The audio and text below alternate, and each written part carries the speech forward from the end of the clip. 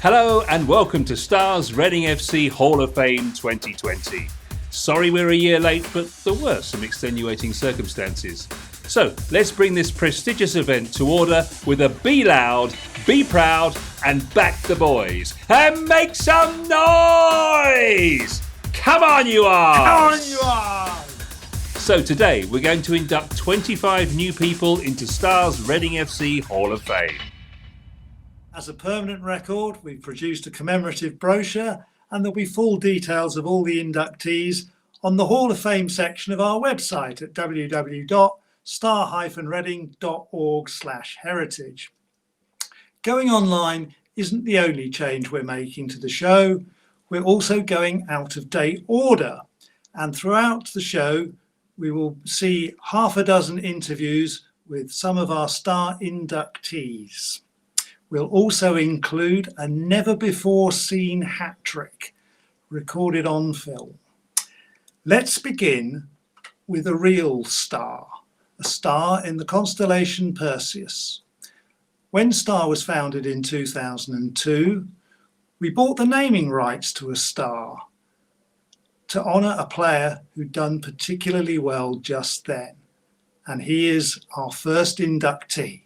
Our first inductee comes from the 2000s, and what a bargain he proved to be. It's Jamie Cureton, who played as a striker for the club between 2000 and 2003, made 89 starts, 38 sub-appearances and scored 55 goals, Roger. He first came to our attention as a man who scored 4 against Reading for Bristol Rovers. He joined us soon after, and he was a clever striker we really enjoyed watching. He had a lovely volley, a lovely lob, and in his first season he scored 30 goals as we almost got promotion. The following season he did win promotion as we were runners-up in 2002, but it all went down to the very last game of the season away to Brentford. If Brentford won, Steve Coppell's Brentford it was then, they would be promoted. If it was a draw or a Reading win, we would go up. And we did, thanks to Jamie. He's still playing. He's still got a target of 400 goals in his career, and he's got at least 20 clubs to his name.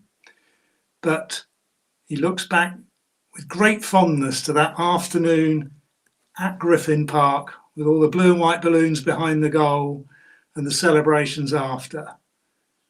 And just to relive that wonderful moment, here's that goal. He's concerned now because Reading have a free kick that Vivash is going to take. Delivers it up towards Parkinson, who got the flick on. Cureton! Yes! Majestic finish! A laid-back celebration. Does he know the importance of that goal? For so much of the season, Pardew has put him on the bench. He put him on the pitch midway through the second half, and boy has he delivered. Jamie Cureton. Wonderful first touch, and the finish, given the circumstances, extraordinary.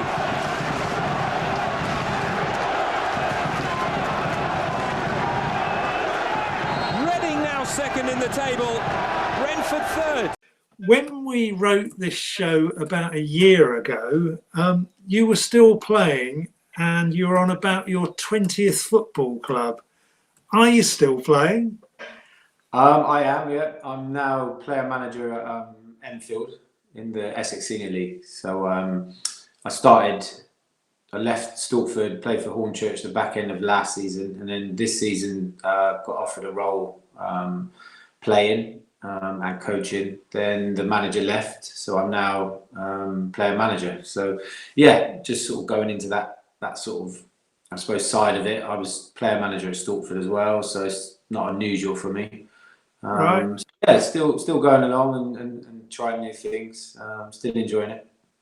I mean, the lob and the volley, I think, were amongst your best assets as a footballer. And those are skills that don't go away. Is that fair to say? Yeah. A lot of the boys sort of laugh, especially non-league. I've scored quite a lot of lob and volleys in my last sort of 5 years in non-league. So, yeah, the boys tend to laugh and joke that most of my goals I score tend to be that sort of type. So, yeah, still something that I use quite a lot. It's still a weapon I enjoy using. Still in sort of celebrate it the same way when I score a lob or a volley. So, yeah, it's not left me. It's something that I've sort of honed my skills in throughout my career, and I still tend to enjoy doing that. I think you had that finisher's ability, that kind of mix of calmness and cleverness in front of goal. None more so than that day at Brentford in 2002. Talk us through the last 15 minutes of that game. I suppose it was a case of, I obviously hadn't started the game, and Pards threw me on when we were losing. So I knew as a player what was expected of me, and I knew obviously what we needed to do to win promotion. So it was a frantic game, obviously being behind, away from home, very hostile. And I always knew when I played that at least one opportunity would come my way, and then it was a case of being ready to take it. And we obviously had a free kick in our half, which I think Adi Vivash sort of played. Parky got a flick on, and I made my movement off of that. And obviously the ball dropped very nicely. I took a touch, and as everyone was probably screaming and going crazy, that was my time to be calm and lift the ball over. The goalie who was rushing on, and fortunate for me and for the club and everyone involved, it nestled into the corner and got us back in the game at 1-1, which we knew was enough. And I think after that we were okay. I think we had a few other chances, and I don't think we were threatened too much after that. And obviously we end up taking a 1-1 draw, which gets us promoted. Have you got a picture of the goal on your wall? Picked out a few pictures. I'm not allowed too many around the house. I've got so many things that I can put up, but the wife doesn't let me. So there's a few, and my first ever goal as a professional's in it. That goal, I've got the actual behind the shot image of as I lift it over him. And then a couple of other ones that mean a lot to me. But yeah, that's, arguably, one of my greatest moments in football, definitely. Right. Well, I hope you haven't got any of the 4 you scored for Bristol Rovers against us at the Meadows Stadium. They're not up there. No. I've got the match ball, but they're not on there. The end of that season, it was a very strange way to finish a promotion season. Do you know how many games we won out of the last 10? I'm not sure. Did we not draw nearly all of them? I think we win one win. I thought so. Yeah. I mean, we could have won the league. I don't know. We should have won the league, really, when you look at the run that we had and the points we picked up. I mean, we put ourselves in a position where we nearly missed out. But yeah, I don't know. We just started along. It was strange because we'd obviously done so well. Maybe a bit of that the season before crept in, a bit of nerves. Obviously, players' performances dropped a bit, and we just couldn't get over the line. And really, we should have tied the title up and been home and dry. But, in good old fashion for us, we dragged it out. And, I suppose it was quite fitting that we drew all these games and needed a draw to go up and managed to do it. It's a shame, you go up and, you always look back at little things, and we should have gone up as champions, and like I say, should have been more dominant. But, fortunately, we got the result that was needed, and, we got promoted in the end. Anything you'd like to say to the Reading fans as we push for promotion yet again? Well, no, I follow them all the time. Obviously it's probably the club I spent, probably the time I spent is probably the best time I had consistently, 3 years. Loved every minute of it. So, I'm thankful to the club for giving me the opportunity to play for them, and grateful to the fans for all the support. And I've always, wish them all the best. They've obviously been in the Premier League a couple of times and back down.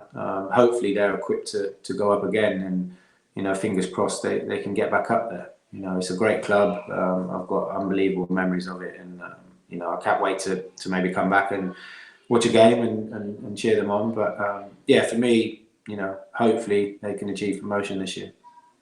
Our next inductee is an early pioneer from the 1870s. John Martin was a goalkeeper and unusually a forward too, made around 35 appearances with 3 goals between 1872 and 1882, and appears in one of the first lineups that we know of, Roger. And possibly he played in Reading's first ever game, but the team sheet details are still not yet available for that. John was important as a player, but probably more important as an administrator. He took over from Sydenham as the secretary, and he was much more effective and helped Reading build a fixture list and a playing roster that made the club briefly one of the better clubs in the southeast of England. During which time we won the Berks and Bucks Cup in 1879. He was also secretary of the Berks and Bucks FA, and he founded the Reading Challenge Cup, a competition for sides in and around the town that boosted the popularity of football as a sport in Reading over a decade. And as you can see from the picture, those aren't football medals. He was twice Mayor of Reading. He was a heavy-duty lawyer and a keen amateur thespian, that is, amateur dramatics. So a very forceful man who did a lot of good for Reading Football Club in its formative years. And we see him here on the far left of the far right of the photograph of Reading's first ever team shot. Tom Scurry was known as the Old Warhorse. He's our third inductee into the Hall of Fame. Played for Reading between 1884 and 1895. He's a winger with around 120 appearances and scored approximately 32 goals. Tom Scurry made his debut for Reading at the age of 16, and he spanned 2 very distinct eras for the club. He began in the wastelands, as it were, of Coley Park House, playing often before 50 or 100 people, as Reading Football Club entered quite a low period. But he stayed loyal to the club, played through some awkward times, and finished up playing in front of thousands of people for Reading at the Caversham Cricket Ground in the Southern League in 1894-95. He won honours for the club. He actually scored in our 1892 Berks and Bucks Cup victory. And he did a lot of this, both as a committee man for the club and as a student studying at University College London, where he got a chemistry degree that enabled him to become an expert in the brewing industry. And he was proverbially a man who did know how to run a brewery. In this case, it was Morelands from his native Abingdon.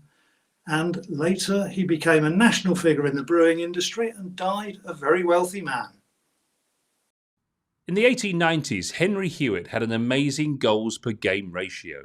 He played for the club between 1890 and 93. He was a centre forward, made 40 appearances, but scored 52 goals, including 5 in a game twice. Quite a performance, Roger.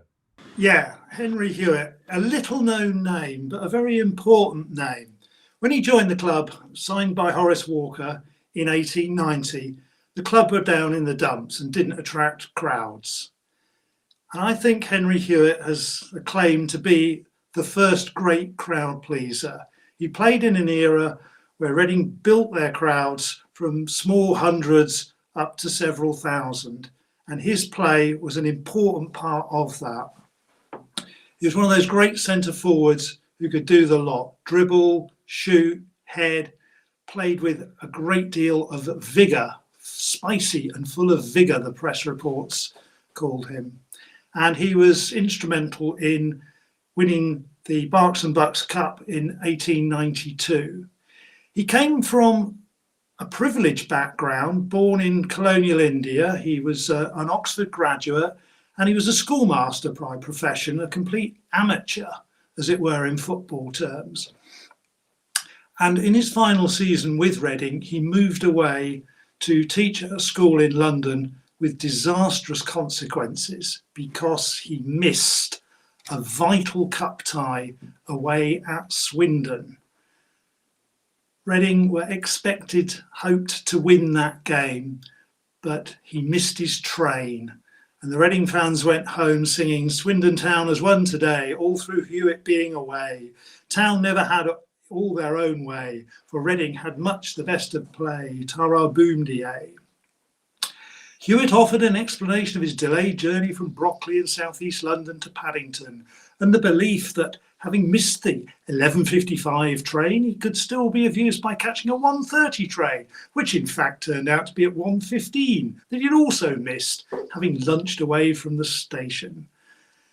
And he apologised in public, writing to his manager, as it were, through the public medium, "Poor old Walker, it is bad luck, and I am very, very sorry. It is quite untrue I have given up on the old club. I cannot play for you on Saturday. I have promised the Swifts, but will do on the 3rd and 10th of December." But I think the love affair of Henry Hewitt and Reading probably ended at that point, and he went on to play for Clapton in the Southern League. Now we sprint into the 1900s to meet the man who introduced Reading to European football. This is Willie Garbett, who played for the club between 1903 and 1905. He was a halfback who made 8 appearances and scored 1 goal, but with a big but. What's that, Roger? But he was quickly snapped up by Arsenal and became an established First Division player. Played about 150 games in the First Division. But you might wonder, I've not heard of this man. Only 8 games for Reading. Why is he in the Hall of Fame? Well, it's what he went on to do. He went to Italy. He joined Genoa Cricket and Football Club, as it was known, and he won the Italian title with them 3 times. He was also manager at Roma and AC Milan, and went on to Spain and won La Liga with Athletic Bilbao. And in later life became known as the father of Italian football for his influence on Vittorio Pozzi, who was the coach of Italy when they won the World Cup in 1934 and 1938. And to bring the connection back home, he was the man that invited Reading to tour Italy in 1913. So we went over that summer and we beat his team Genoa, we beat AC Milan, we beat some kind of Italian national 11. And I think it's still reckoned to be our very best European escapade. And we'd like to go back again one day. The Italian press, as you can see from this team picture, called us the finest foreign team ever to play in Italy, a claim that I suspect no longer stands good. The next inductee in this Hall of Fame is the second person to play between the posts for Reading. From the 1910s, it's Sid Crawford. Now, he was our greatest penalty saver. He played between 1913 and 1922 in goal, not surprisingly, didn't score any goals, but did make 157 appearances and some quite unorthodox saves, Roger. Indeed. Sid was a Scot. He joined us from Arsenal and he kept goal in the Southern League. We had a strong side in the Southern League, almost won it in 1914-15. And the Southern League was a strong competition, which in my opinion would be the equivalent of Division 2 of the Football League at the time. War intervened. After the war, Sid came back to Elm Park and he played in our first ever Football League match in August 1920. But his particular distinction was saving penalties. A unique, almost ridiculous, it sounds to me, record of saving 55 penalties. He had a particular technique which was not to stand in the centre of the goal, but to one side or another. And this put the penalty taker off so often. In particular, on one occasion, a very big cup tie at Elm Park against Chelsea in 1920. In the last minute, Chelsea had a penalty. Sid performed his technique, saved the shot, and Reading had earned a replay that caused the director to faint at the hope of all the money that would be gathered from a replay at Stamford Bridge. And indeed, it was the largest ever crowd to watch Reading play a football match at that point in our history. So that was Sid Crawford and his amazing penalty saves. We now move into the 1920s and another goalkeeper, this time Joe Duckworth, who was a consistent keeper in a title-winning team. played between 1924 and 1930. In goal, no goals, of course, and 225 appearances. Joe was from Blackburn and he was tough. He was renowned for his bravery. In an era when keepers quite regularly got battered, he missed only one game in 4 seasons. And he played through Reading's great period of the mid-1920s, when we won Division 3 South in 1926, and then went on to our highest yet league position in 1927, and in that same season reached the FA Cup semi-final.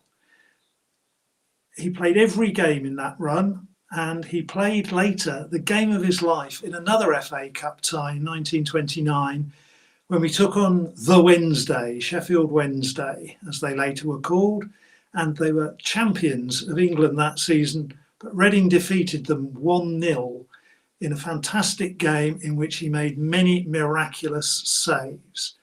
His bravery is exemplified, I think, by this letter from his father to the army during the First World War, requesting that he be returned home, having signed up for the army under age. And he later, when he was of age, did sign up for the army and took part in the First World War. And here, finally, is a shot of him at, I think, Villa Park, playing for Reading. We now move forward 70 years into the land of the living to meet Kevin Dillon, our next inductee from the 1990s. A classy midfielder and coach, he played between 1991 and 94, and of course coached between 1996 and 2009. A centre midfielder whilst he was playing, made 118 starts and 1 substitute appearance and scored 5 goals. Where did you get that shirt, Kevin? Well, Kevin joined us as an experienced professional. He'd been at Birmingham, Portsmouth and Newcastle before coming to Reading, and he had an England under-21 cap under his belt. So that is all testimony to what a good midfield player he was. He was one of those midfield players with great control on the ball and a superb range of passing. He was the midfield mainspring of Mark McGee's title-winning team in the 3rd tier of 1993-94. He left the club soon after, but he was back with us and worked his way up the coaching ranks and enjoyed 2 more promotions with the club. Firstly in 2002, again from the 3rd tier, and then as part of the backroom squad in the 2006 106 points team that we'll never forget. He continued his association with the club and its fans as a broadcaster and pundit on BBC Radio Berkshire, where we enjoyed his Sunderland tones from time to time. And we're delighted that Kevin is able to join the show now. Kevin, how have you been? How do you remember your playing days at Reading? Well, I had a great time, we got promoted as well. Mark McGee done really well with Colin Lee. But I still speak to some of the lads, like Mick Tate works at Newcastle. I see him a lot, even though I'm a Sunderland man, but I played for Newcastle. Mm-hmm. But no, it was a good career. It was a great. I was there for. I think it was about. I got there in 92, I think, or 93, and I left him play for Yeovil for a year, and then I got the job when Mick got Mickey Gooden and who was his assistant again? Do you mean Jimmy Quinn? Quinny, yeah. Sorry, I forgot. Quinny was a class player. I walk up the stairs sometimes in the house, and I forget what I'm going up there for. So, I know. But no, they ended up giving us the job as under 16 coach, then under 18 coach. Then they left, and I got promoted to the first team with Mark McGee. I was playing with Mark McGee, obviously. And then when Mark left, that's when I got promoted into the other areas, which was great. Uh-huh. What was Elm Park like to play on as a pitch? Because you were a really good passer of the ball, a great technical footballer. Was it a decent enough pitch to play on? Yeah, it was good. I like playing at Elm Park, actually. We didn't have a particularly good training facility to start with, but Mark sorted that out with the owner of that place in Pangbourne. But it was it was great. You know, I thought we'd done really well. The training sessions when we got to the new training ground helped immensely. You know, that was a big thing that Martin Dana did for the club, and I think the chairman was very happy with that. And that kind of helped us get promoted, I think, where we were the training ground that we had, because it was a fantastic place to train. It was ahead of its time, I thought. But then I left. When I left, Mick got the job after, with Mark McGee. Mick, yeah, they got it after. And they just phoned us up one day. Mick said, "Do you fancy coming in?" I said, "Yeah." And that was it. I think I was there for, well, God, a good 12 years. Yeah. And it was excellent. Tell us about the 2005-06 team then. What was your role in that? Well, we lost our first home game against Plymouth, and we were like, bloody hell, what's going on here? And then I don't think we lost again until Luton. Luton beat us 2-1 or something. But it was amazing. You know, some of the signings. You know, I've actually wrote down that team, which we only had 16 players, 17 players, 18 at the most. And the lads, we didn't get many injuries. That team only cost £3.5 million. That was the total cost of the team. And Marcus was a free. We watched Marcus Anneman playing for Fulham in a reserve team game, and he was on the bench for the reserves at Fulham. And we signed him off the back of his warm-up. And he was, seriously, he was kicking the ball, because he kind of produced a way of kicking the ball that everybody follows now. Right. You know, Adam Federici ended up copying him. You know, he did the same thing, like with the ball slightly. And he created about 10 goals that season, Marcus Anneman. He was brilliant. And he was a nutter as well. He was hilarious, Mark. He was hilarious. He used to pick me up sometimes in his Porsche, and he had to strap us in because he drove that fast. He had a proper straps I was strapped in with.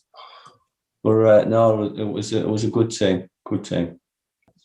The great trivia question about Kevin Dillon is that you were the last player to be given his debut by Sir Alf Ramsey. I believe that's true. No, that's true. Tell us about the great man, what you remember, because you were only about 17 or 18 at the time, I guess. Well, I'm in his book as well. About, you know, he basically he was a friend of the chairman. The first meeting was hilarious. I was in that meeting for some reason, and I don't know why.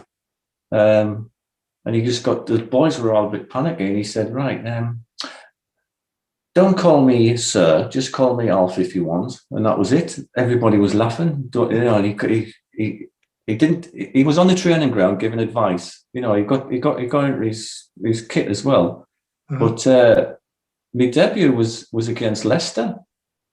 And he just pulled us on a Tuesday, and he went, "Kevin, I understand you're going out at the weekend to see your parents," because I was in digs. And I said, "Yes." He went, "Would you mind not going? I would like you to come to the game on Saturday against Leicester." And I thought, "Oh, bloody hell, yeah." I didn't say I was playing. Anyway, when I turned up on the day, he went, "Hi, Kevin, can you come into my office?" Yeah. So I went into his office and said, "I'm going to play you today on the left wing." And I wasn't a left. Well, in them days, I was a midfield player, but young midfield players had to play wide first before they could get into the central midfield where the best players were, because Archie Gemmell was in midfield with Alan Kersley. So I played left wing, and he took us off. We were about 5 minutes to go, and I went mad.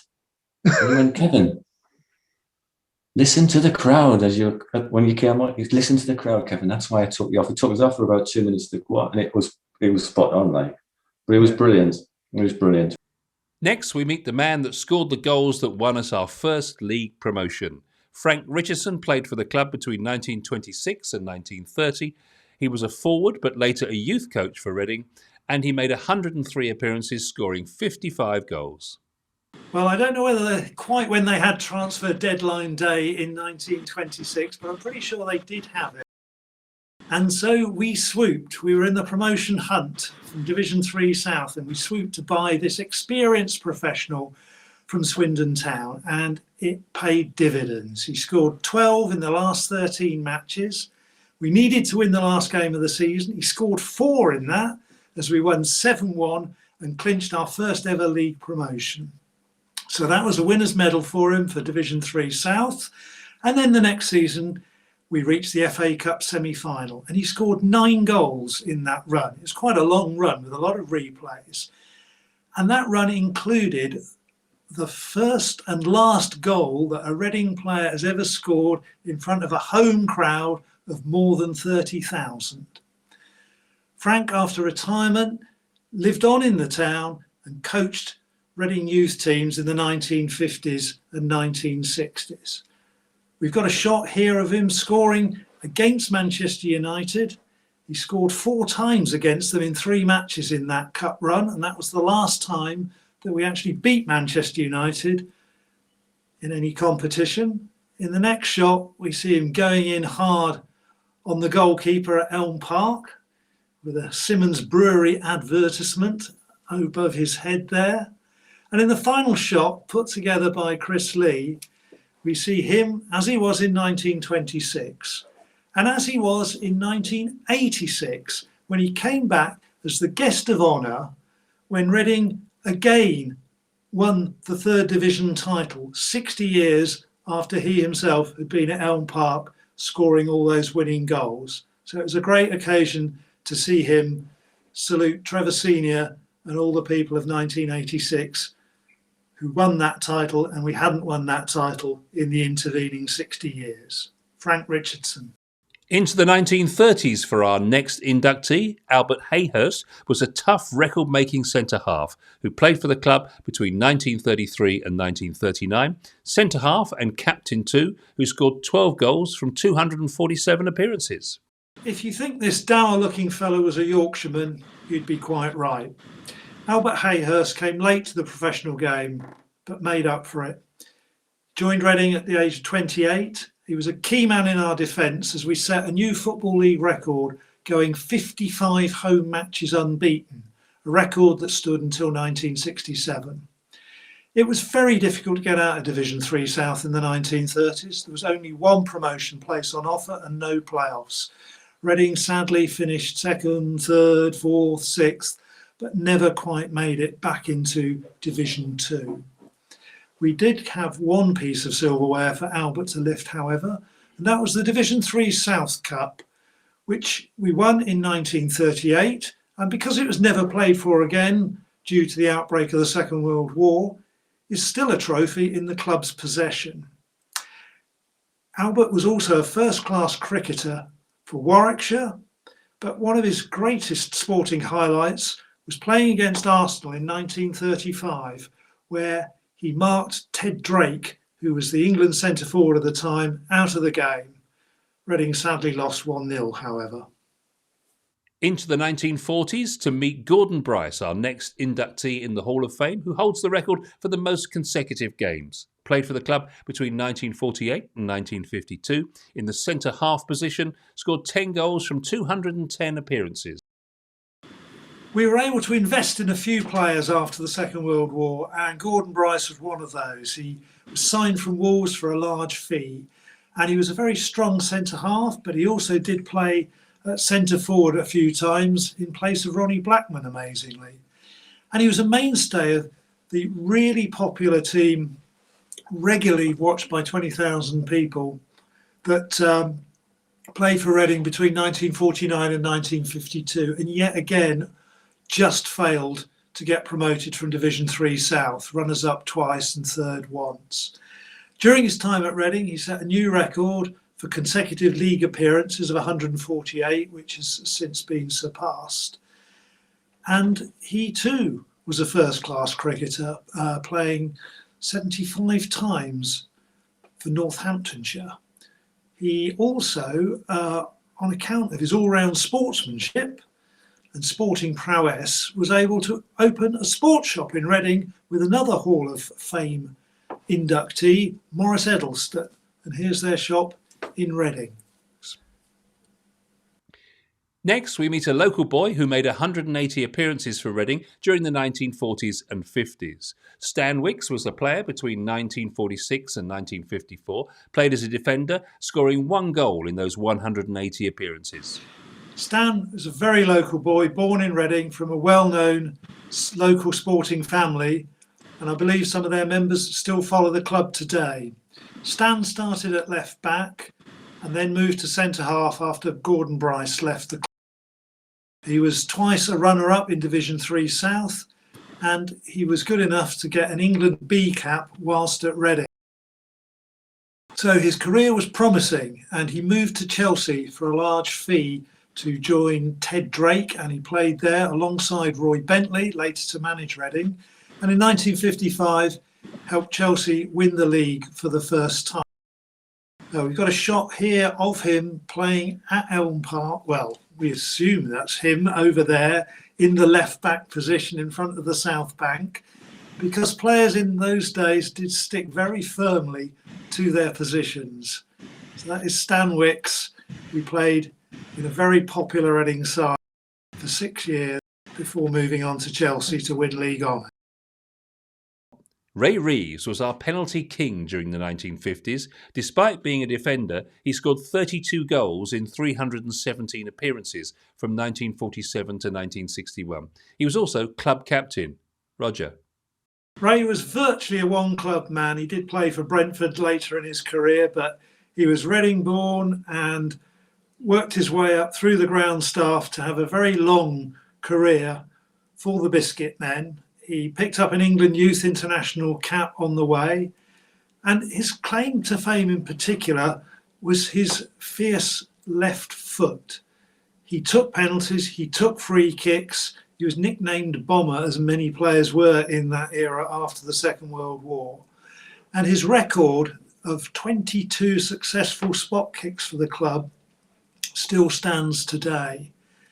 And that's coming from a career lasting a good 14 years. So 22 is quite a mark to beat. Amongst the memories that he would have had of playing for Reading was playing in our first ever floodlit home match against Racing Club de Paris, which was televised live, the second half on BBC. And from this photograph, you can see what it was like. And I do assure you, the lights were actually on rather than off at this point in time. We have with us a supporter, Rodney Pitt, whose family has watched the club for several generations. Rodney, you saw Ray play. What did you make of him? He was a gentle giant, really. Although if you were facing him going down the wing, I don't think you'd regard him as being particularly gentle. He was very hard to beat and never knew when to give up. He took an awful lot of blows and knocks in his career, had operations on his knee, on his back, and on his heart. I remember one game against Southampton where he took an almighty knock and got up rather like Ray Butcher, with blood pouring down everywhere. And of course, in those days, it was long before the days of substitutes. So they took him off. He was off the field for about 10 minutes. And to use the proverbial, they patched him up with vinegar and brown paper. And he came back on and played the rest of the match. But he never knew when he was beaten. And one of his great strengths, which left him in awe with the club as well as fans and supporters, was the power of his kick. Anything within 40 yards of the goal, that was Ray's, and nobody else was going to get near it. And heaven help the poor goalkeeper who didn't know Ray's reputation, because on more than one occasion I saw the goalie end up in the back of the net, still clinging on to the ball. He still holds the record for the number of penalties scored by a Reading player, which was 22 out of 32 goals scored, which was a tremendous achievement. He was always fair, but very hard. And he was a delight to watch. And I think he was a player that would have done well in today's games in many ways because of the skills that he exhibited as a left back. And to score from left back 33 goals in a career of 317 matches for Reading is quite some statistic. one of the things that summed him up, perhaps, was a comment that his son Richard made at the funeral, which was he referred to his dad as being the invincible man, whose favourite saying was, "I'm not always right, but I'm never wrong." And certainly when making decisions as a defender, I think you can say that was certainly the case. He's not very often beaten. So thank you, Ray, for some great memories, and rest in peace. Into the 1960s now, and our next inductee is a non-playing member of the Hall of Fame. It's Mick Foster, who nonetheless is an extraordinary supporter of Reading Football Club. He's watched the club since 1955, he still does today, and he's an official of the Supporters Club. Mick has watched 2,000 Reading games, and although he'd probably love to score a few goals for Reading, he hasn't as yet. Roger. Well, that 2,000 games is a guess on my part, but he certainly spent that many hours helping the club with administration and fundraising in the 1960s and 1970s in particular. He was the man who set up the first souvenir shop and the first programme shop at Elm Park, and he did it with a customer style all of his own. If you've ever been served by Mick, you'll remember what that style was like. More importantly, in a way, or just as importantly, he organised the away travel for the Supporters Club, and that went as far as managing to hire a special train to take Reading fans to an away cup replay at 2 days' notice. And I remember Mick well from my own teenage days following the club away on coach trips as a steward with a merciless tongue. Sometimes in the early 60s, he was the only Reading fan at away games, and his stentorian voice would often stand out with his personalised cry, his very imitable cry of "Come on, you R's!" which we have now developed into the URZ of the 21st century. So that's Mick Foster. Here we see him at work in the programme shop at the Tilehurst End at Elm Park, and one slightly more rare, joyful at Wembley as we win the Simod Cup in 1988. Mick Foster. Next is a loyal servant of Reading Football Club. It's Mike Kearney, who played for the club between 1978 and 1982 and then worked with the club from 1990 to 2019. A versatile man, he could play as a forward, a defender, wherever the manager wanted, really. He made 157 appearances plus 11 substitute appearances and scored 45 goals, Roger. Mike Kearney, a Scot, he signed twice for Reading and he was a part of our title-winning side in Division 4 in 1979. The point about Mike was that he was incredibly versatile, not only on the pitch, where he played up front, in midfield and in defence, but also in his later career with Reading. He returned to the club after retiring with injury in 1982, came back in 1990 to run the Royals Rendezvous, our social club and bar on the Tilehurst Road, which he ran for 8 years with his wife, Grace. Then, when we moved to the Medeski Stadium, he became promotions manager in charge of the lottery and the Golden Gamble.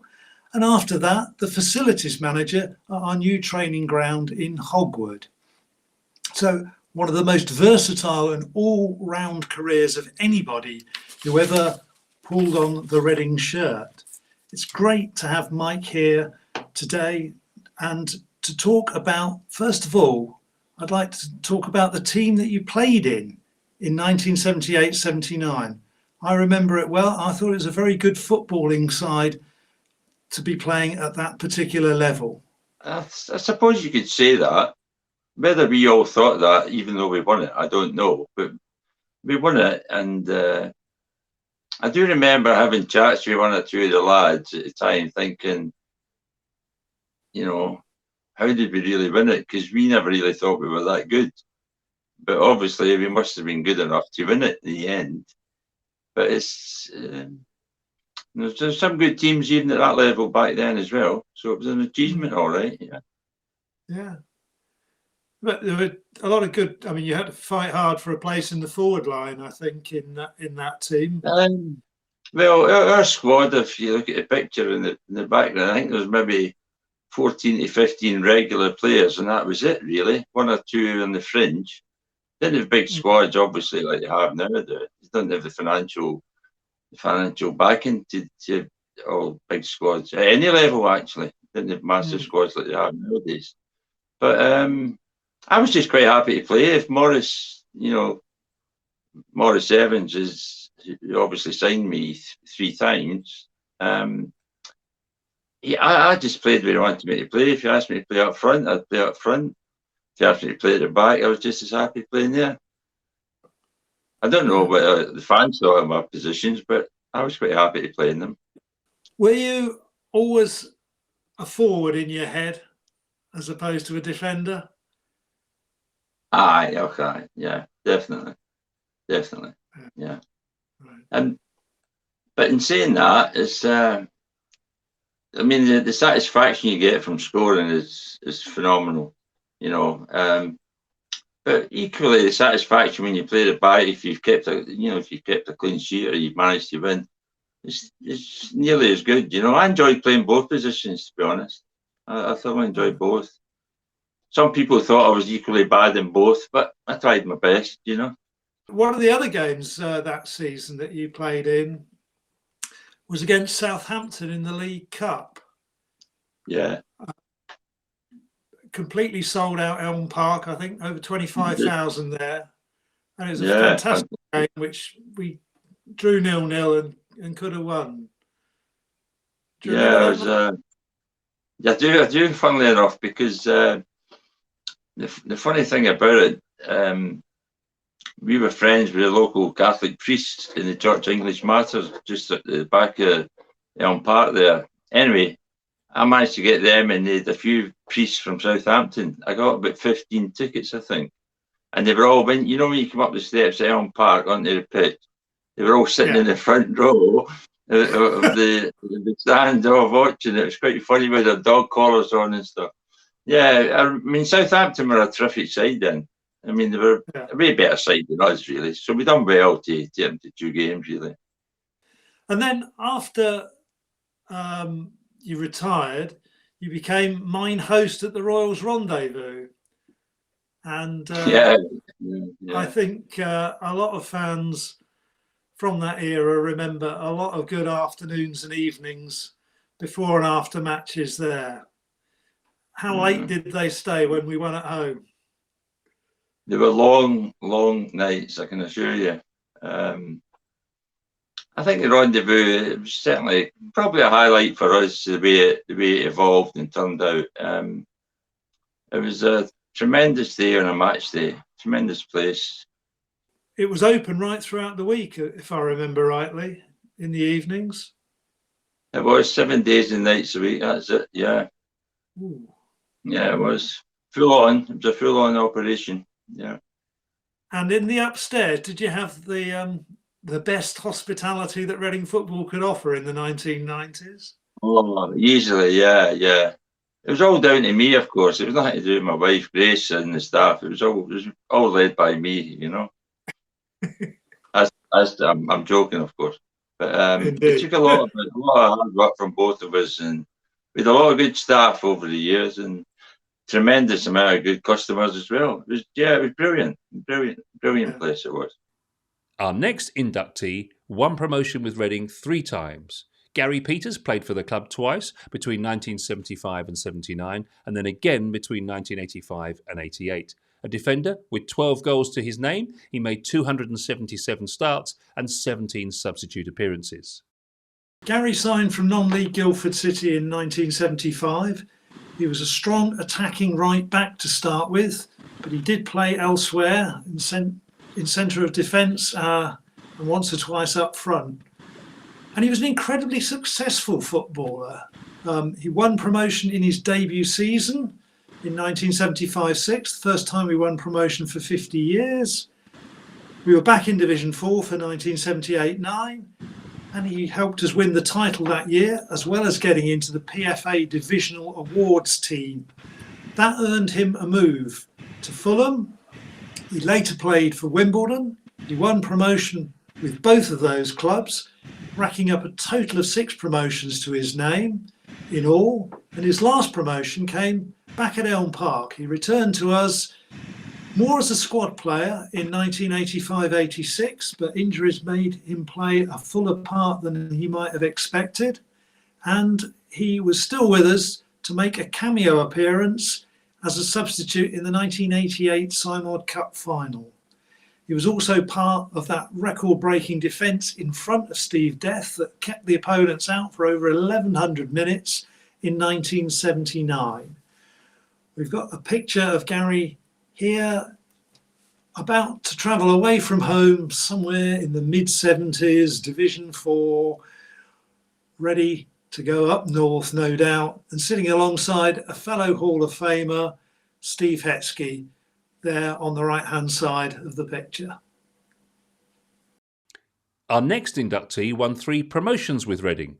Mark White played for the club for 11 years between 1977 and 1988, a defender and midfielder who scored 13 goals in 303 appearances with 17 from the bench.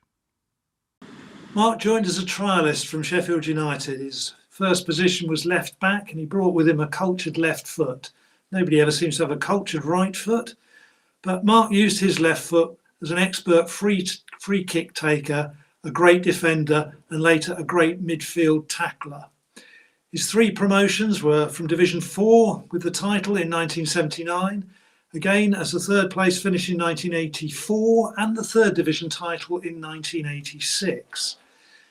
He was part of 2 records that Reading Football Club has made that still stand as Football League records: the 1,103 minutes without conceding a goal in 1979, and the 13 wins from the start of the season in 1985.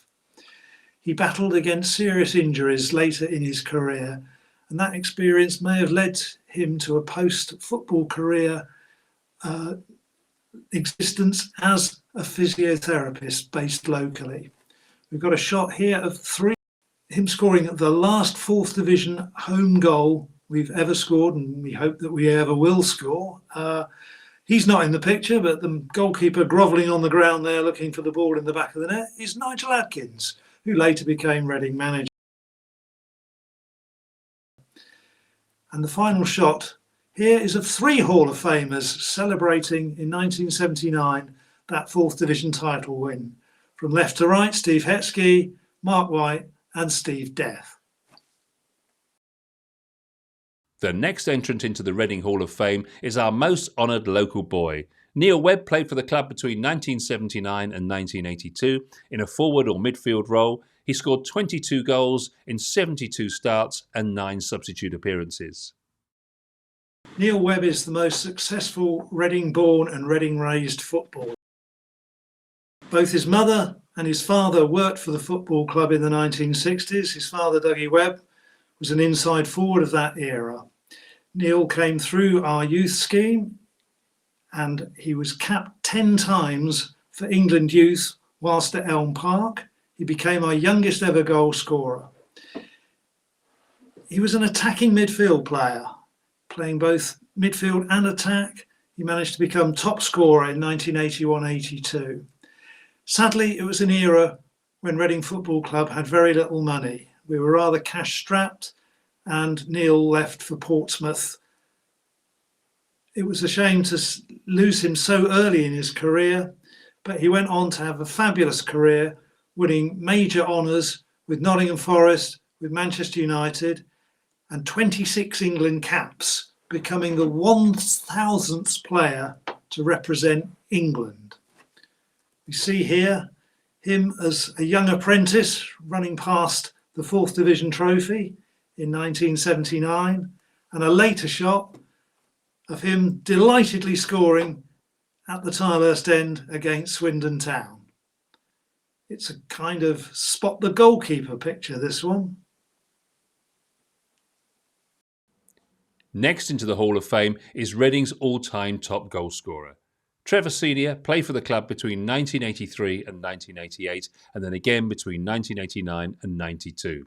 A striker with 190 goals to his name, he made 351 appearances with 11 from the bench. Roger, quite a record. Trevor Senior, the spearhead of our 1980s successes. and one of the greatest crowd favourites we've had in recent times. If he couldn't score, no one could. That was the way we thought. Well, Trevor made his debut in 1983 with a hat-trick, the fastest hat-trick ever scored by a player for the club in just over 4 minutes. He scored a hat-trick in his second home game, and there was no looking back for Trevor. He could score any kind of goal, long-distance volleys, tap-ins, headers. He was good in the air, he had a fierce shot, and he seemed capable of scoring a goal with almost any part of his body. He got 41 in 1983-4 when we won promotion from Division 4. He was the Football League's leading goal scorer, the first time such an honour had gone to a Reading player. 2 seasons later, he began the season in the side that won 13 games on the trot from the start of the season and scored 27 times during the course of that season.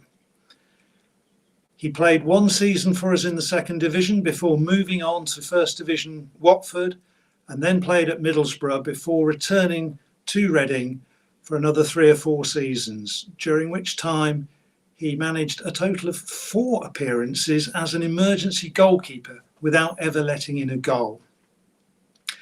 One of the great tragedies for our historical record is that there's no official TV footage of those 13 wins from the start of the season in 1985 because of a TV boycott at the time. However, there is bootleg footage which was shot by Mr. Senior, Trevor's father, at some of the matches, not, in case you want to ask, the 4-3 win over Plymouth, which came rather later in the season.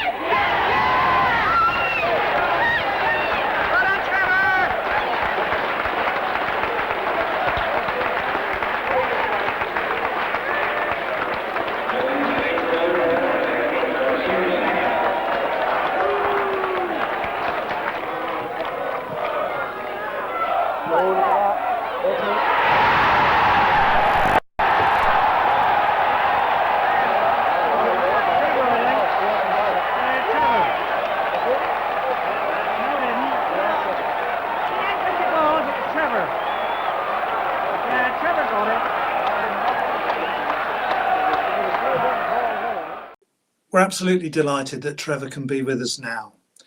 Trevor, it's great to see you. How proud are you still to be Reading's top ever goal scorer?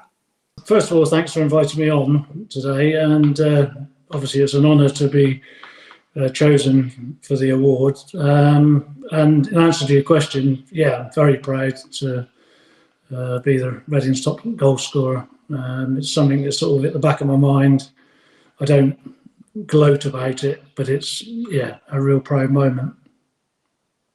I mean, it was a huge shame that there was so little footage taken of that famous start to the season when we won 13 games in a row. In fact, there was no official TV footage taken at all, but we did manage to find some, which was taken by your father at away games. And the clips we've just shown are of the victory at Cardiff City in September, I think, 1985, where you scored a very interesting hat-trick. Can you tell us about that day and what you remember of it?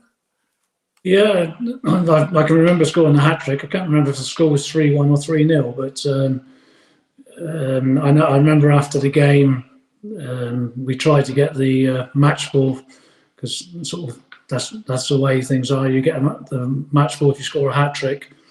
And I remember Ian Branford asking the Cardiff representative if we could have it, and they refused to give it to us because they said they were short of money, I think. And it was bought by a national newspaper in the end, and that's how I got the match ball. But and it still crops up every now and again on little quizzes, about that scenario. So it's a bit of a strange one, but I got the ball in the end. Needless to say, it was the Daily Star that actually bought it for me in the end. Right, so suitable, the Star. Yeah. Well, you can imagine, with 3,500 people in Ninian Park, it was pretty low takings for them. It was a strange time because there was no football broadcast on television for about 6 months or so. And so your record, 13 wins on the trot, was a little bit in the dark as far as history is concerned, but it must have been fantastic to play in a team that was winning like that so often, so many times in a row. Yeah, definitely. It sort of started off fairly low key, and then as the games went on, we kept winning. Obviously, it built up a bit of momentum because I think it was Luton and Manchester United had good starts to the season as well. So there was like three of us all going for this unbeaten run. And as you say, there was no cameras at the time for some dispute. I can't remember what it was, but there was a couple of games that stick out to me. One on the run, we played Plymouth away, and I think we ended up winning the game something like 1-0. But I know that Plymouth got a penalty, and I've told this story quite a few times, but Ian Branford, who had watched Plymouth play and seen them take a penalty before, tried to get instructions to Gary Westwood, the keeper, to dive to a certain way, either right or left. I can't remember which way it was. Luckily, Gary didn't hear him, dived the other way, and he saved it. So if he'd actually heard Ian Branford, the unbeaten run would have stopped at about 7 or 8 games. And the other game that sort of sticks in mind, as you say, about the dispute with the TV cameras, they actually came to a game when we played Chesterfield at home, and I remember getting a gashed head. I had 6 stitches put in through the middle of my head there, and that was filmed. That bit was filmed. I've never seen the footage, but they were filming that because they couldn't film live football, but they came in the physio's room and filmed that, and I went back out and scored a hat-trick. 2 of them were headers, so wow. That game sticks in my mind. Yeah, and the other one was when it came to an end with that late goal that Wolves scored, but the ground was absolutely packed and buzzing that night. I know the official attendance was 13,500, but there were a few more in there than that, I reckon. I think you're right. Yeah, I've never seen so many at Elm Park, and it was unbelievable atmosphere, and just a shame we couldn't sort of make it 14. But it was a great run, and going back to your initial question, I think as it went on, we sort of didn't think we would get beaten. With the run just picked up, and we weren't the best footballing side in the world, but we had that sort of never say die attitude that we always felt that we would win a game, and it's just confidence. And in those days, you have small squads, so it's a fairly sort of regular team that was put out, because you didn't have like the squads they've got now, about 50 players where they can rotate. We had, I suppose, 18 maybe, that we didn't rotate it very often, so we got to know each other really well, and always had confidence that we'd win the game. Well, you had 62 points before New Year's Day, which is absolutely incredible. Yeah. Maurice Evans was the man who signed you for Reading, I believe. Yes, he was. Yeah. Why did Portsmouth let you go? Well, Morris was a great player. I got loads of time from Morris, bless him. When I played for Dorchester, I think he told me he was looking at me because I played non-league at Dorchester, and he was also looking at Kerry Dixon, who was playing for Dunstable, and he opted for Kerry Dixon initially, and obviously that was a good choice because Kerry did very well for Reading, scoring loads of goals. And as you say, I went to Portsmouth, and I got signed by Frank Burrows, and then after just a few months he got the sack, and Bobby Campbell came in and took over, and I didn't really fit into his plans. Although I stayed there for another season, I didn't play many games for Portsmouth. Went on loan to Aldershot for 10 games at the end of the season, scored 7, I think it was. And then Chelsea came in for Kerry Dixon, and Morris, luckily, came in for me to replace Kerry Dixon. And so I've got a lot of thank yous to give Morris for doing that, because obviously I had a great time. Next up, from the 1990s, our most popular striker, Stuart Lovell, who played for the club between 1988 and 1998. In that decade, he played as a forward, scored 67 goals and made 204 appearances with 67 substitute appearances. Amazingly, for a local boy from Caversham Park, Stuart, or Archie as he was dubbed in the YTS scheme, won caps for Australia. But we all thought of him very much as a local boy, training on the all-weather surface behind the South Bank as a YTS lad. He grew into a clever, nimble striker with a very accurate shot, and he was a great partner up front with Jimmy Quinn, the classic short and tall combo, as we won the third division title, the third tier title, in 1994. He played on through the next season as we finished runners-up in Division 1 and went into the playoff final at Wembley in 1995. After leaving Reading in 1998, he went to Hibernian and won honours both with Hibernian and Livingston, and made something of a living working in Scotland on the media and with the PFA. But we'd like to take you back to a sunny afternoon in April 1997. With Wolves gunning for promotion and Reading's pride at stake, it was always going to be a physical match. When Mick Gooding brought down Michael Gilks, Wolves demanded he go. The referee didn't agree. Then, in the 75th minute, the visitors took the lead. Darren Ferguson's corner was nodded in by Mark Atkins, delighting the fans and firing up the manager. But Gilks had to be stretchered off after suffering several hard tackles. By now, Wolves thought they'd finally avenged their defeat by Reading back in October, but Stuart Lovell had other ideas. In the 90th minute, he volleyed in the equaliser and then achieved hero status, scoring the winner in injury time. Final score, Reading 2, Wolves 1. I was just waiting for a chance that would give me a run in the side, so hopefully if I can stay in the last few games of the season, get a few more goals, that will help for next season.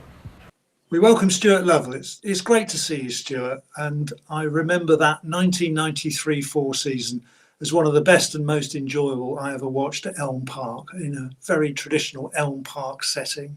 How did you find that season? I did experience the Medeski a couple of times, when I came back, playing in there was a benefit game for Kosovo, I believe, which was the first time I played on the pitch, and obviously came back for Parky's testimonial. But, Elm Park was where I was kind of brought up on football, going to watch Reading as a kid. you know, standing in the Tilehurst end, and then obviously, you know, going on to play all my years as an apprentice and in reserve games and as a professional in the first team. So Elm Park was all I knew, and it was a quirky stadium, you know, quite idiosyncratic compared to the kind of the modern grounds, you know, of today. But I loved it, and to be honest, it was almost always a good playing service. You know, I think we were quite fortunate in that respect. It was well looked after, and I think we got a good playing service. And that particular season that you mentioned, that was really important to us because we did have a brand of football that you know, depended on keeping the ball on the deck and playing through the lines. And it was actually, you know, it's up there as one of my most enjoyable seasons in my career. What was quirky or idiosyncratic about Elm Park? Did the pitch actually slope a bit down to the town end? Oh, if it did, it's it's nothing that would compare to some of the pitches I played when I moved up to Scotland. I mean, I think half the pitches I played at when I came up here were sloped and severely. I'm talking like 9 feet from top to bottom, and some sloping diagonally and all sorts. So, you know, I wouldn't say it was necessarily the pitch. I think it was quite unusual that you had this. The changing rooms were literally almost touching distance apart. You know, the home dressing room to the away dressing room, you know, was just a couple of meters, if that. And when you came out into the tunnel area, you could barely swing a cat in there. You know, and you were walking out and round the corner and then up the steps. So it was quite an unusual kind of ground, unusual setup. But obviously you had, you know, the South Bank was a large area for, you know, terracing, so you could cram a load of people in there. And the same with the Tilehurst end, you know, similar with the away end, and obviously you had the old stand, which was, you know, a bit of a fire hazard, I suppose you could say, at the best of times. But if it's what you grow up with and it's what you're used to, then you grow to love it. And you know, part of me was quite sad when the club left Elm Park and moved to the Medeski. I understood the reasons why, of course, it made perfect sense. But you know, there was something friendly and homely about Elm Park. And I was back in Reading fairly recently, and I went to I walked along Norfolk Road, and it you know, made me a bit sad, actually. April 1997. Mark McGee's Wolves are back in town. It's a lovely sunny afternoon. They score after 75 minutes. The clock is on 90. Talk us through what happens next. Well, I mean, obviously, you know, you're thinking at that stage, anything for a point. Just give us a chance. Just give us an opportunity. And I remember that we'd actually made a change, one of those desperate changes that managers make late in the game, where they threw up, I think it was Steve Blatherwick, bizarrely, who was on loan from Notts Forest at the time, if I remember correctly, and he was a big old unit. So they chucked him through the middle and basically just kind of said, let's play direct, see if he can ruffle a few feathers. And my only recollection was that a ball, you know, a long diagonal was hit in his direction, and I kind of gambled as you would as a striker, just hoping that something would fall, and I can't remember whether it skiffed off his head or the defenders or whatever, but I read it, gambled, got him behind, and the ball dropped nicely for me onto my left peg. Just sat up and just all I was thinking was low and hard across the keeper. It was actually quite a tidy finish. I was pleased with that one, and I think that was on about 92 minutes if I remember correctly. So as you can imagine, the you know, the crowd were pretty chuffed with that, just to get something out of the game and not let Mark McGee get one over on us on his first time back at Elm Park after he left in, you know, could say controversial circumstances.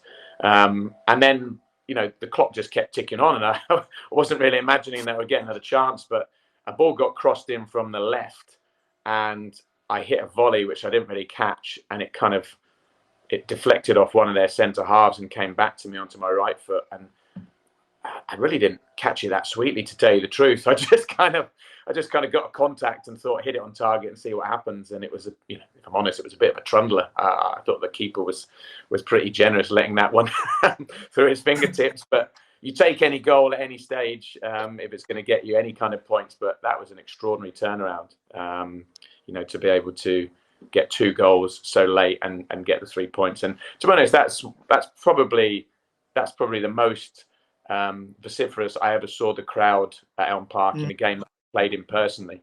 You know, I'd been in the Tylehurst End, you know, for big games when I was watching just as a fan. But I think that was probably the loudest roar I ever heard from the Reading fans, because it was, you know, it was a needle match. I mean, it was a big game. Mark McGee, for me personally, was a massive influence on my career in a very positive way. But the Reading fans weren't too keen on him because of the way that he left, and I think that it was a bit of payback for them. Into the new millennium for our next inductee. With 2 promotions and 106 points, James Harper was part of that legendary 2005-06 side. He played for the club for 8 years between 2001 and 2009, a midfielder with 26 goals to his name, and he made 314 appearances and 34 substitute appearances. Roger, quite a player. He hadn't made his league debut when Alan Pardew signed him, so it's quite a big act of faith for a big fee to bring James to the Medeski Stadium. But over the next 8 years, it really paid off. James was a deep-lying midfield player who played with a great engine, a great amount of skill and composure. He was Player of the Year in 2003, and he helped us win promotion as part of the 106 points team in 2006. He was ever present during our time in the Premier League for 2 seasons, and he didn't score that many goals for a midfield player. In fact, he did score 2 at Newcastle, which would have put us 3rd in the Premier League in December 2006, only we let 3 in at the other end. But here's the real glory moment for James Harper, Reading and the Premier League, as we take on Benitez and Gerrard's Liverpool at the Medeski Stadium in December 2007. It's Doyle with Convey. There's a break through the middle here. Harper's in. Can he wrap it up? It's Harper. He's around Rayner. It's 3, and that may well be Reading's first ever win against Liverpool. It could even be their first ever win against one of the so-called Big Four. Big moment for Reading. Look at this run from Harper. Centre of screen, drives all the way through. Reese has got no real option. As soon as he gets ahead of him, he's got an option. Bring him down, but once he's in the box, you can only watch him just skip around him. The fans are off their seats. They know the chance is there. Keeps his head well, Harper. Very well. And it's an empty net that greets him.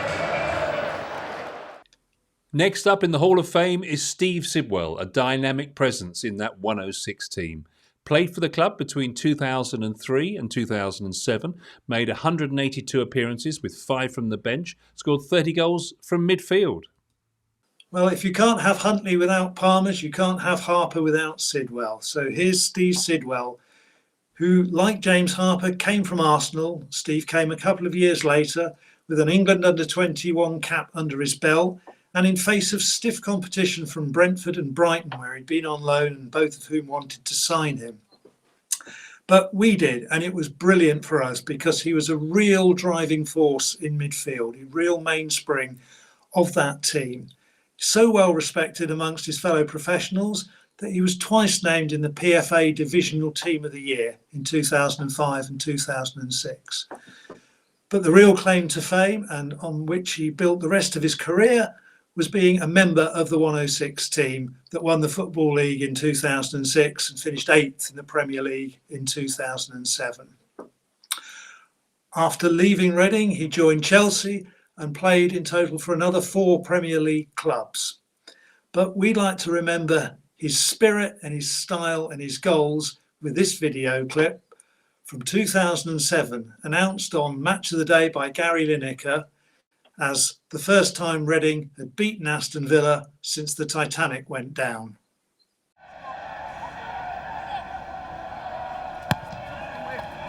Oh, and it's out! Steve Sidwell! And that was straight off the training ground. Diagonal run, they never picked him up, and Sidwell scores. That's a great flat corner, isn't it? It misses that man at the near post, the man in the space, and then as soon as you get across your marker, well, you're going to score a goal because you only have to get your head on it. There's Sidwell making his run. You can see it comes in late. He's unmarked. And look, they come out of that space as well. 2 Villa players, that's poor marking. Sidwell free header, slight deflection to beat Sorensen. Look, you can see, there's Petrov, there's Barry. Haven't even got an eye on him. Marking the space, not watching the man coming in unmarked. It's fallen to Harper. Sidwell again. Looks for the 1-2. Sidwell! That is a wonderful goal to cap it. Steve Sidwell, man of the match. 2 goals, 3 points for Reading again. Well, the 2 redheads combined in, and that was a great goal, wasn't it? At pace, quick 1-2. Kitson shaped up for the 1-2, square on the penalty area, and it's unstoppable. I think Sorensen should do better than this. That's a long time in the air.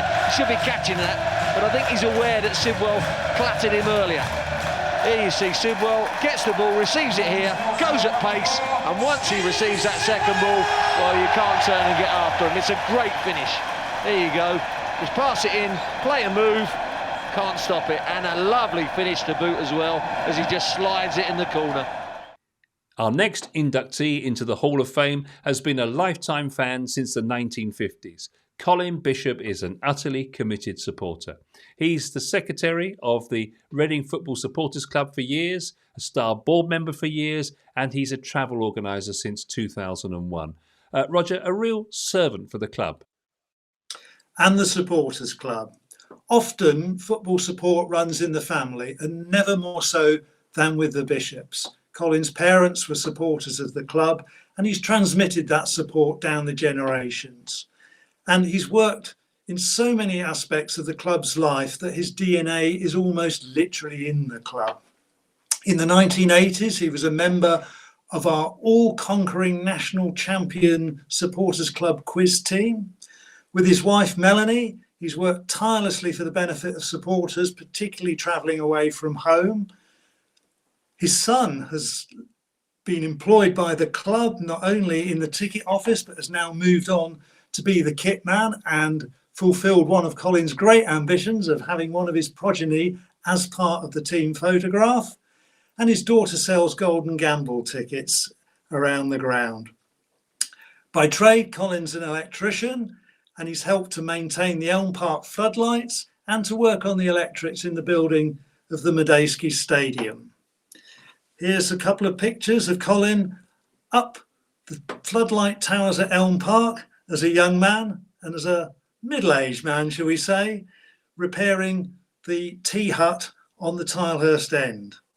So Colin is there almost in the fabric of the buildings as well as in the support that he's created down the generations. Our penultimate inductee into the Hall of Fame this year is Shane Long. From rookie to international, he served the club well from 2005 to 2011. As a forward, he scored 54 goals in 120 starts, with 85 more from the bench. Roger. Well, when Shane Long signed for Reading from Cork, he'd only made one appearance. He was 18 years old, and some of us thought he might be a bit of a make-weight in the deal with Kevin Doyle. We were completely wrong about that.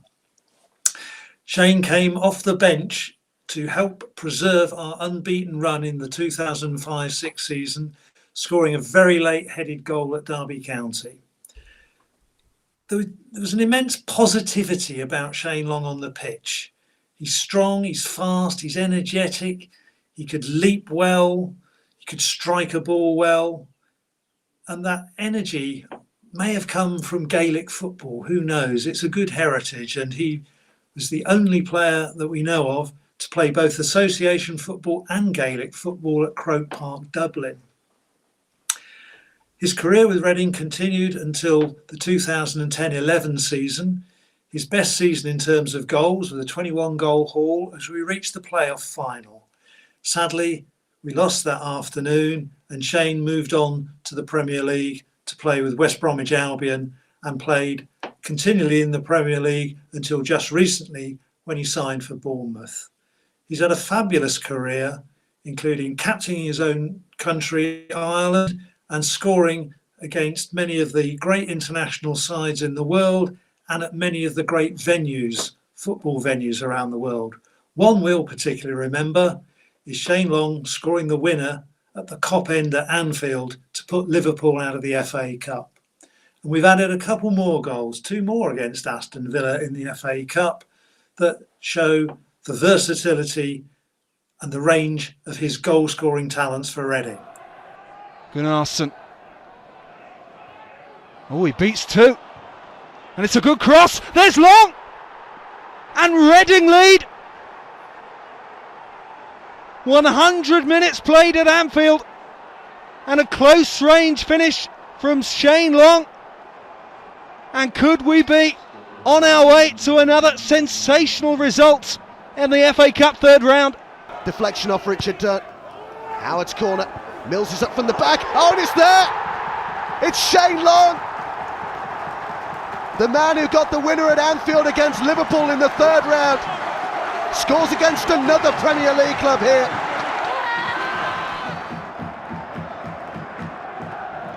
Heskey trying to win it back.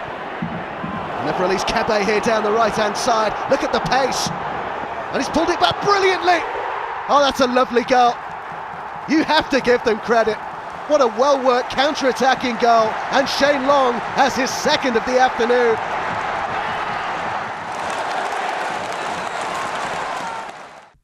We've got Shane with us now, we're delighted to say.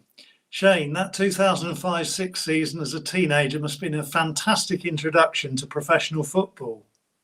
Yeah, it was crazy. I came over with Kevin Doyle as part of the deal, just to come into the academy, and I suppose big things weren't expected from me, so everything I got was a bonus. So I was lucky enough to work under Raymond Dolan for 4 or 5 months to progress my football, and I think there was an injury to Dave Kitson at the time, which allowed me to get onto the bench for a few games. And that season, I suppose every Reading fan will remember that I think they lost the first game against Plymouth.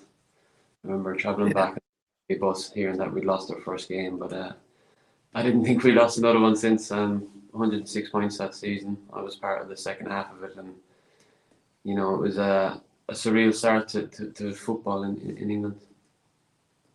Yeah, I remember you coming on as a sub at Derby with a few minutes to go, and I thought, crikey, we're desperate here. And you came on and you did a tremendous leap to score, and then you nearly got another one. Yeah, it was an incredible night. That was New Year's Eve. We had an unbeaten run going, and we were all over Derby. They were hanging on for dear life, and Steve Coppell, the manager at the time, managed to throw me on, thinking fresh legs and new ideas, anything could happen, and scored a screamer from a yard out. But it was incredible. It was in front of the Reading fans as well. The place was bouncing, and came home to family over from Ireland, all cheering the bus arriving back at the stadium. So yeah, fun there. Brilliant. The goals we're featuring, 2 you got against Aston Villa in the FA Cup 6th round, and the famous one that you scored in front of the Anfield Cop. Yeah. What were your favourite goals or moments in a Reading shirt? I don't know. There's obviously the first one, that Derby one that you'll always remember. There's a lot of scored that were probably better goals, but them 2 against Aston Villa in the quarter-final of the Cup in the FA Cup were pretty special. The Anfield one, I think, was more special because it was at a time in my career where I was either going to kick on and make a career out of football, or it was kind of last chance saloon. And Brian McDermott came in and put his belief in me and brought me on off the bench, and managed to win the pen and scored the winner after Brynjar Gunnarsson turned into Messi on the right wing. And I think that really kind of kick-started my Reading career again. And from then on until the end of the season, I think I scored 8 or 9 goals, and really built me on to next season to when we reached the playoff final. Yeah, that's right. The next season, I think you got 21, and your last game was the playoff final against Swansea. Yeah. How do you remember that game? I remember really dominating the game for 25, 30 minutes, and next thing we know, we're at half time, we were 3-0 down. Out of nowhere, they just got 3 goals, and it was kind of deflated for 5 minutes, and then we kind of built each other up again and came out in the second half flying, got to 3-2. I think with the post and one cleared off the line. I don't know if Noel hunted the crossbar. It was just wasn't going in. And then they got the fourth, and I kind of knew at that stage as well that if we didn't get promoted, that there was a high chance that I was going to have to leave the club. So, I still years of me sitting on the pitch in tears. All I knew Yeah, I think was Reading. So it was it was a massive disappointment. You go to a playoff final hoping to score the winning goal, get the team to the Premiership, and be a big part of the future. But sadly, it wasn't to be. Yeah. I mean, the first half, I think you had a chance early on, and then the referee gave us nothing. Didn't give us a single foul in that first half.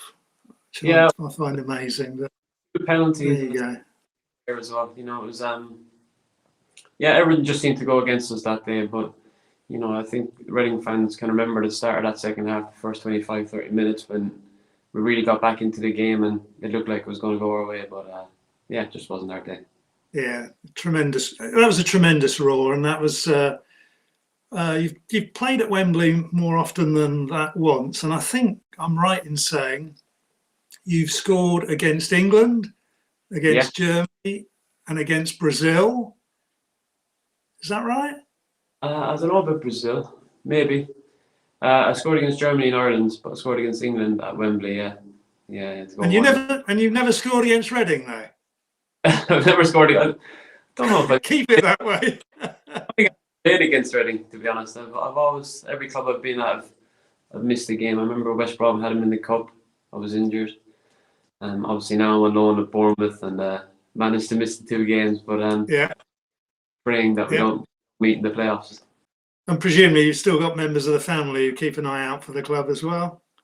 Yeah, my mum. I think she'll always be a Reading fan. She's never worn any other crest. Even the teams I've played for, she wouldn't wear it unless it's Ireland or she still has all her Reading. She supports Good for her. Good for her. Brilliant. The final inductee into the 2020 Hall of Fame is Joby McAnuff, captain of the Football League champions, no less. Played for Reading from 2009 to 2014, a midfielder and winger who made 198 starts and 8 appearances from the bench, scoring 16 goals. Joby was an experienced player already when he signed for Reading from Watford and had previously played with West Ham. He's a very skillful left-sided midfielder or winger, and he provided many assists and a few goals for Reading during his time at the Medeski Stadium. He was also an inspiring club captain in 2011-12 when we won the Football League for the second time. That enabled him to make his Premier League debut with Reading and extend his international career with Jamaica. He continues to be involved in the game today, and we would be delighted to have him with us on interview today. Only 2 days before that was due, he was made the manager of Leyton Orient, so was unable to spend the time with us. But we'd like to end today's session with one of those occasional goals that Joby scored, the most important goal he scored for Reading in the playoff semi-final at Cardiff in 2011. And we've taken it from an unusual angle, which shows all the passion that the supporters have brought to this club then and for the past nearly 150 years. Ganuars!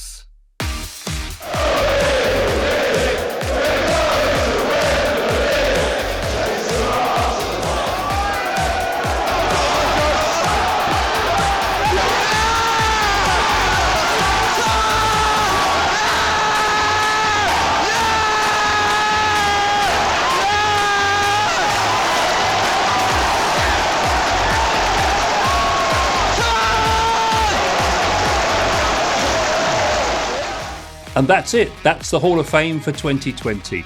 All 25 inductees are now placed into the Hall of Fame, and it's been a fascinating journey as always.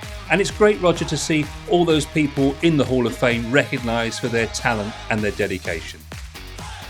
Indeed, Paul. Thank you for your part in tonight's performance, and to all the rest of the Star team and others who've helped put this show together. We hope you've enjoyed it, and we hope it's given you some insight into the long history of our football club. There will be a few names there tonight that you'll have never heard of, and others that you'll know and love. But they have all played valuable roles in their own day and age. We hope next time that we'll be able to do the Hall of Fame again live in the Medeski Stadium in front of an audience of Reading fans. But until then, all it remains for us to say is thank you for watching and come on, you Owls!